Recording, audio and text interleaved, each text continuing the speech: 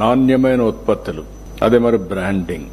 ఈరోజు product perfection గాని global brands గాని మనకు చాలా తక్కువ ఉన్నాయి. ఇట్లా కాకుండా ఫ్యూచర్ లో ఈరోజు మనందరం ఒకటి గుర్తుపెట్టుకోవాల్సిన అవసరం ఉంది. As on today 4th largest economy. Honourable prime minister గారి ఆధ్వర్యంలో 10th ఎకానమీ నుంచి మనం 4th లార్జెస్ట్ ఎకానమీకి వచ్చాం. అనదర్ 2 years లో మనం 3rd లార్జెస్ట్ ఎకానమీకి రీచ్ అవుతాం. అక్కడి నుంచి నిజమైన పోటీ స్టార్ట్ అవుతుంది. ఆ పోటీని మనం ఒకసారి చూస్తే మనకంటే ముందుండే చైనా 4.5 times మనకంటే జీడీపీలో ఎక్కువ ఉన్నారు. దాని తర్వాత ఉండే అమెరికా మనకంటే 7 to 7.5 times ఎక్కువగా ఉన్నారు.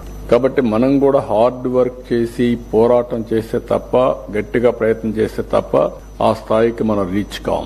ఇంకొక పక్క మన దేశానికి కొన్ని అడ్వాంటేజెస్ కూడా ఉన్నాయి. ఈ విషయం కూడా మీరు అందరూ గుర్తుపెట్టుకోవాల్సిన అవసరం ఉంది.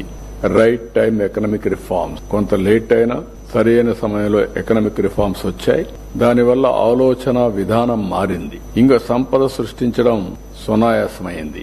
ఆ తర్వాత డెమోగ్రఫీ ఇంకొక పక్కన మీరు చూస్తే first more advantage on IT. mid-90s ఐటీలో మనకు అడ్వాంటేజ్ వచ్చింది. కంట్రీ యాజ్ సచ్ దాంట్లో ముందు అడ్వాంటేజ్ తీసుకుని ఆంధ్రప్రదేశ్ గవర్నమెంట్ ముందుకు పోగలిగాం. ఆనాటి గవర్నమెంట్ దానివల్ల తెలుగు వాళ్ళకి ఫర్దర్ అడ్వాంటేజ్ వచ్చింది. ఈ రెండు కాకుండా 2000 ప్రాంతంలో మీరు ఒకసారి చూస్తే డెమోగ్రఫిక్ డివిడెండ్ ఇది ఒక పెద్ద అడ్వాంటేజ్ మనకు. ప్రపంచంలో యంగ్స్టర్స్ ఉండే ఏకైక దేశం భారతదేశం.